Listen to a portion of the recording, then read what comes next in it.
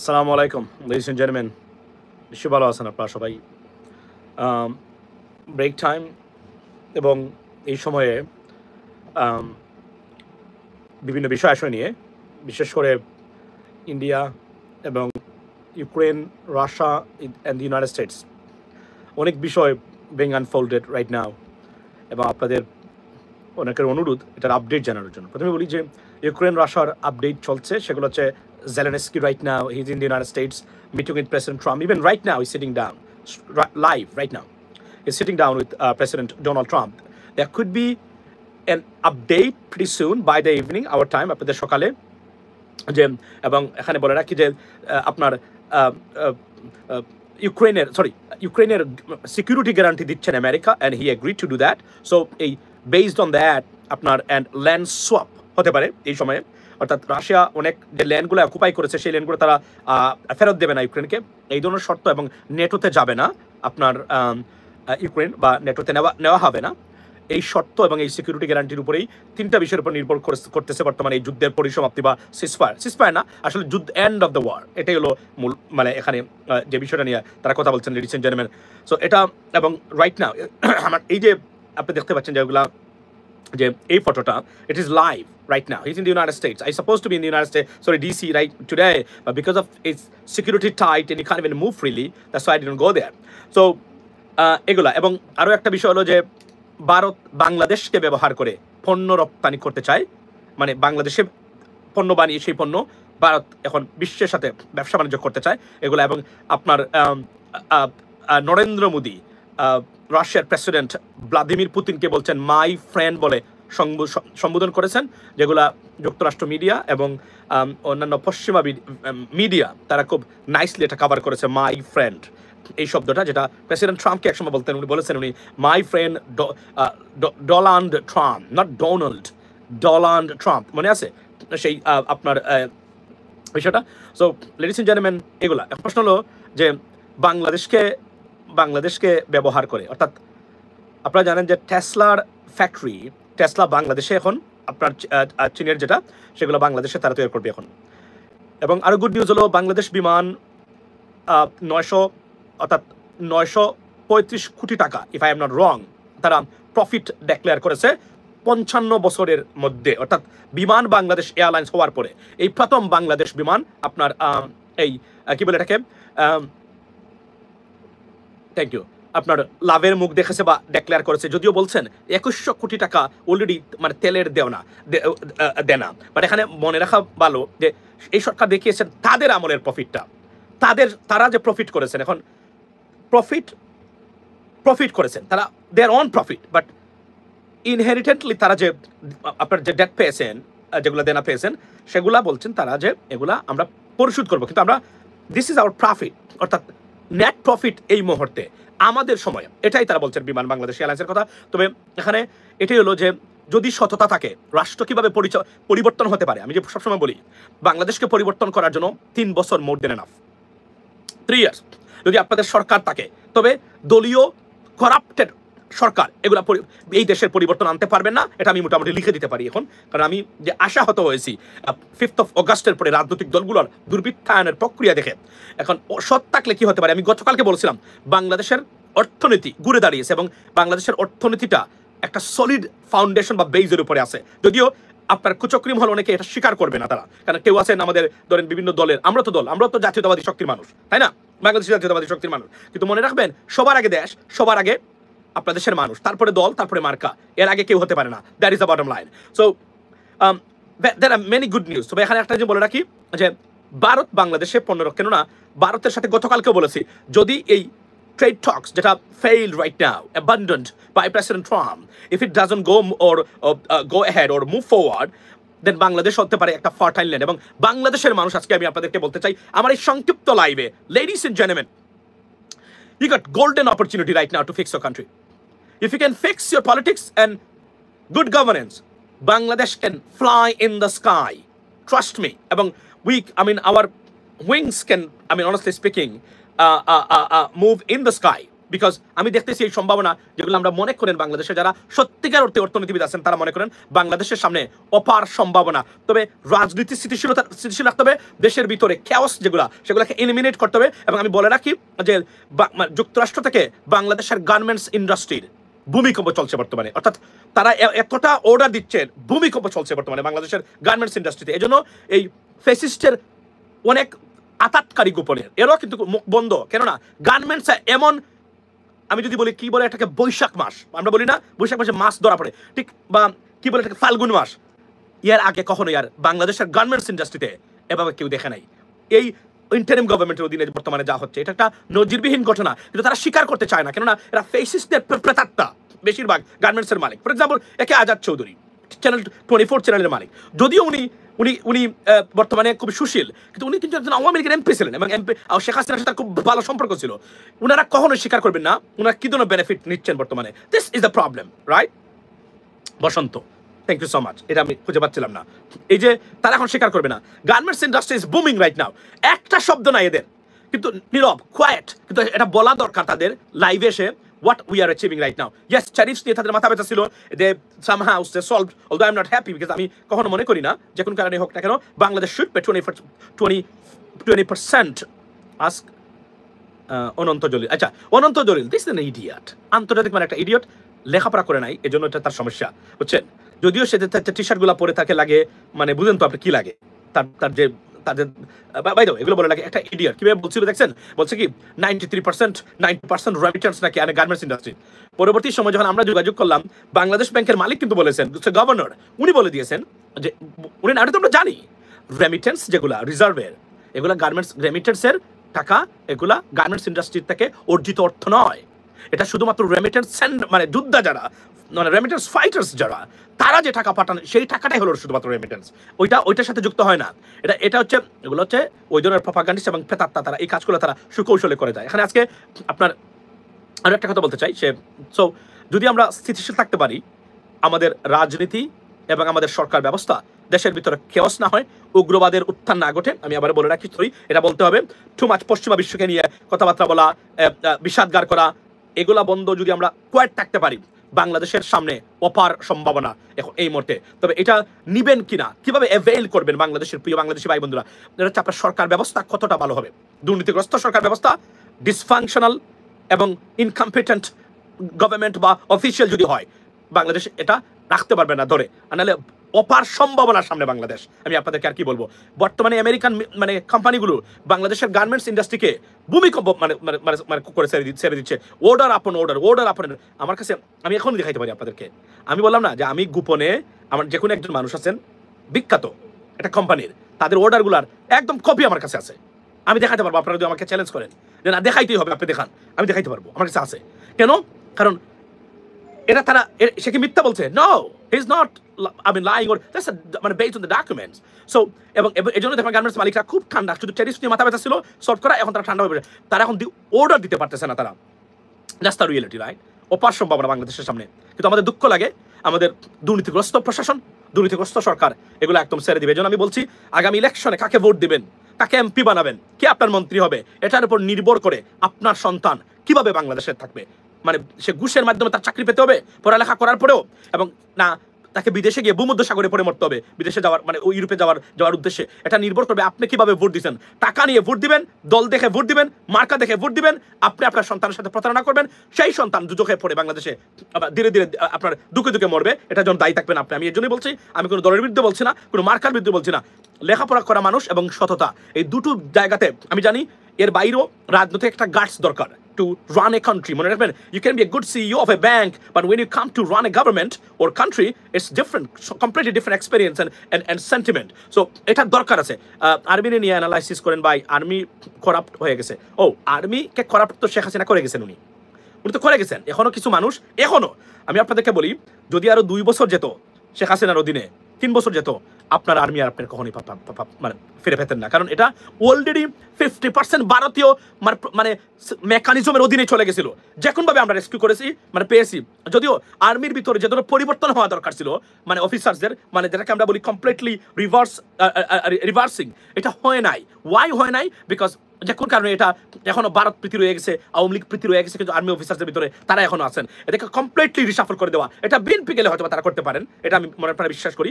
আর্মির ক্ষেত্রে ডিপেন্ডস তারা কিভাবে করবেন, কারণ আগের বিএনপি আর এখন বিএনপির মধ্যে পার্থক্য আছে। মনে রাখবেন, প্রেসিডেন্ট জিয়া রহমানের সত্যিকার অর্থেই জাতীয়তাবাদের আদর্শের সেই বিএনপি যদি হয়, তাহলেই বাংলাদেশের মানুষ স্বস্তি পাবে, আর না হলে কপালে খারাপই আছে বাংলাদেশের মানুষের। ভাইয়া ডাকসু নিয়ে কিছু আচ্ছা বলে, আচ্ছা এখানে সুন্দর একটা প্রশ্ন করেছেন, আমি আসছি। তো এবাবল, এটা আমি বলে দিলাম আজকে আপনাদেরকে, ওয়ার্নিং দিচ্ছি। অপার ফজলুর রহমান আওয়ামীকে সমর্থন করেন। হি সেড দ্যাট মুক্তিযুদ্ধ লস্ট এগেইনস্ট রাজাকার ইন 20।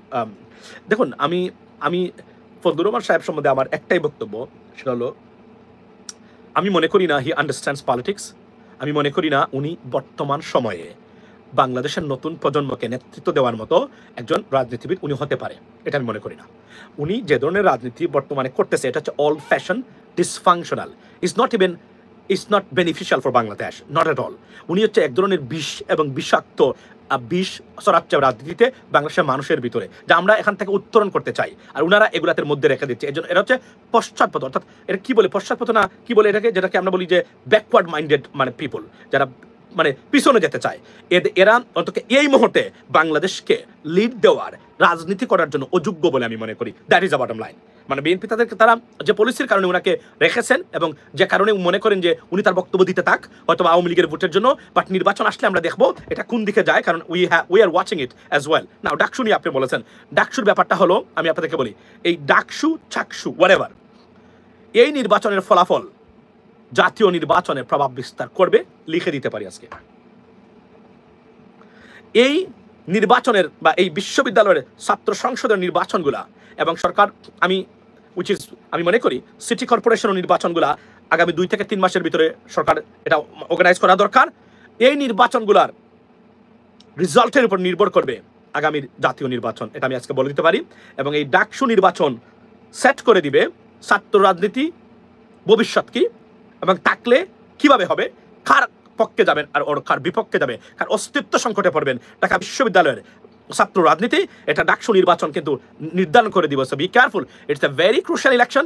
যদি এটা মনে হয় কিছুই না, কিন্তু ডাকসুর নির্বাচন মনে রাখবেন আগামী জাতীয় নির্বাচনের ইঙ্গিত দিবে এবং একটা ভাগ্য নির্ধারণ করে দিতে পারে, যার একটা ইন্ডিকেশন আমরা পাচ্ছি বা আমরা মনে করি। যদিও আপনারা অনেকেই মনে করবেন ডাকসু কিছু না, জাতীয় নির্বাচন সম্পূর্ণ আলাদা, ওইটা আওয়ামী লীগ বলতো। বাট এখানে আপনি দেখবেন যদি সঠিক নির্বাচন হয়, আমি উইচ ইজ মোস্ট লাইকলি, যেহেতু ভিসি একজন নিরপেক্ষ মানুষ বলে আমি মনে করি এটা হবে, তাদেরকে যদি ওনাকে জামাত বানানোর চেষ্টা করা হচ্ছে, আই আন্ডারস্ট্যান্ড দ্যাট, বাট এই লোক তো অ্যাটলিস্ট আর ভোট চুরি করবে না এখানে, যাই হোক না কেন। সুতরাং আমি মনে করি, এবং পারবেও না এখানে, রাইট।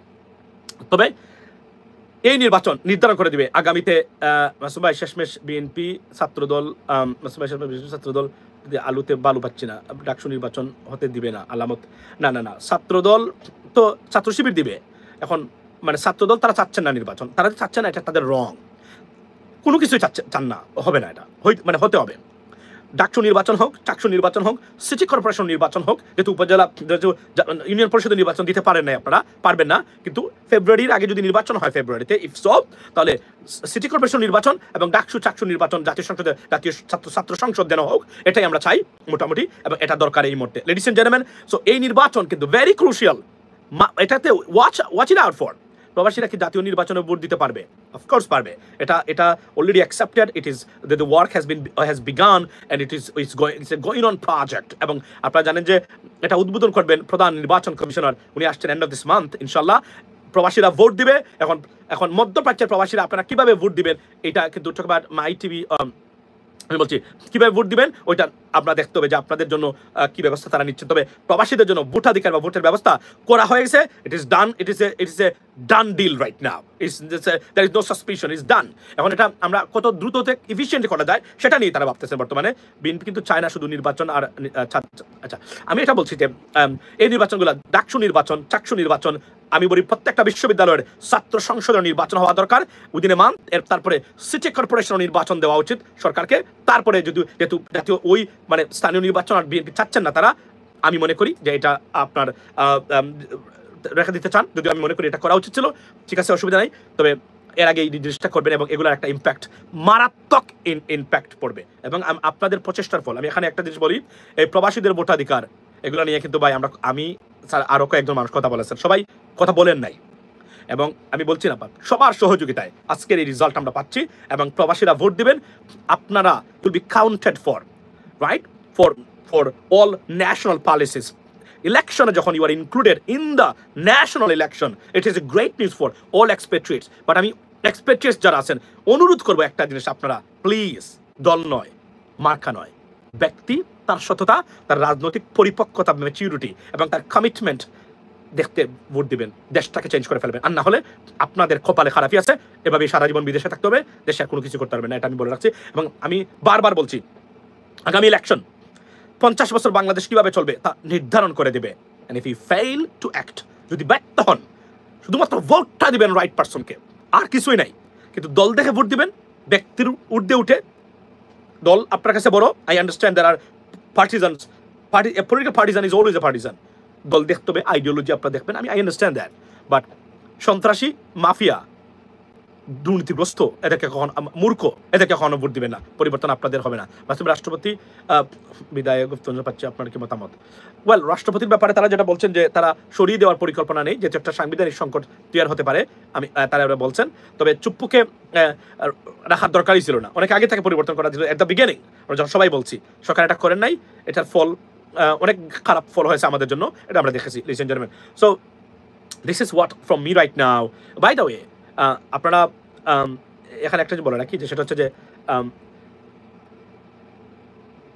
তিনটা খবর ইম্পর্টেন্ট সেটা হচ্ছে যে ইউক্রেন রাশিয়া যুদ্ধ থেমে যেতে পারে there are many conditions out there and এই কন্ডিশন যদি ইফ হি এগ্রিজ মনে রাখবেন এখানে who is pulling out Zelensky for an agreement first of all European Union they don't want it because তারা মনে করেন কোনো অবস্থাতে ভ্লাদিমির পুতিনকে কোনো পয়েন্ট দেওয়া যাবে না সুতরাং তাকে আটকাতেই হবে ওই সিস্টেমে তাকে আটকাতে হবে they have not happy with President Trump's effort although আমরা মনে করি এই যুদ্ধ this war should be stopped should be ended right now এবং এটার এফোর্টের জন্য আমি I thank President Trump to be honest so এটা চলছে এটা চলুক এটা হবে আর সেকেন্ড থিং হলো আপনার বাই দ্য ইভিনিং আমরা আজকে জানতে পারবো কি হচ্ছে মনে রাখবেন এটা ফলো আপ মিটিং অর্থাৎ what he talked with President Vladimir Putin. This is a recap of that. So he's here because he pulled him out from Ukraine, and right now he's in Washington DC. By the way, বাংলাতে বলি Washington DC তে আছেন এটা তাকে inform করা হচ্ছে this is are the conditions এবং এখন এই যে মিটিং কিন্তু একদম বিফল হয় নাই there are many good stories about this that meeting between President Trump and Vladimir Putin. এটার একটা সারসংক্ষেপ তার সামনে উপস্থাপন করা হচ্ছে এবং এখানে তাকে আপনার কি করা হচ্ছে এই বোঝানো হচ্ছে সুতরাং এটা বাই দ্য ইভিনিং আমাদের যুক্তরাষ্ট্র বা ওয়েস্ট কোস্ট টাইমে আমরা জানতে পারবো হোয়াট ইজ হ্যাপেনিং তারপর এটার একটা আপডেট দেওয়া যাবে সেকেন্ড থিং হলো ভারত প্রো রাশিয়ান হয়ে যাচ্ছে অর্থাৎ ভ্লাদিমির পুতিনকে তারা বলছেন যে আপনার কি বলে এটাকে যে মাই ফ্রেন্ড এটা এন্টায়ার পশ্চিমা বিশ্বতে পিকড দিস ওয়ার্ড এবং এটাতে তারা প্রচার করেছেন এটা নিয়ে ডিসকাশন চলছে নরেন্দ্র মোদীর so is in trouble big trouble Narendra Modi এবং বিজেপি গভর্নমেন্ট আর আপনাদের বিমানের হলো তারা আপনার লাভের মুখ দেখেছেন তবে এখনো প্রবাসীরা অভিযোগ করে যাচ্ছেন টিকেট গাউজিং অথবা টিকেটের সিন্ডিকেটটা এখনো আছে দিস ওয়ে দ্যাট ওয়ে এটাকে চুরমার করে ভেঙে দিতে হবে এটা হচ্ছে বাস্তবতা বাংলাদেশ বিমান একটা দুর্নীতিগ্রস্ত প্রতিষ্ঠান এই প্রতিষ্ঠানের দুর্নীতিগ্রস্ত কর্মকর্তা এবং কর্মচারীদেরকে সরিয়ে নতুন একটা আপনার অ্যাডমিনিস্ট্রেশন এখানে স্থাপন করতে হবে তারপরে আচ্ছা তিস্তা পরিকল্পনা তিস্তা চুক্তি হলো যে চীনের মাধ্যমে তিস্তা মানে প্রকল্প বাস্তবায়ন হবে ইটস এ গ্রেট নিউজ এটা মাথায় থাকবেন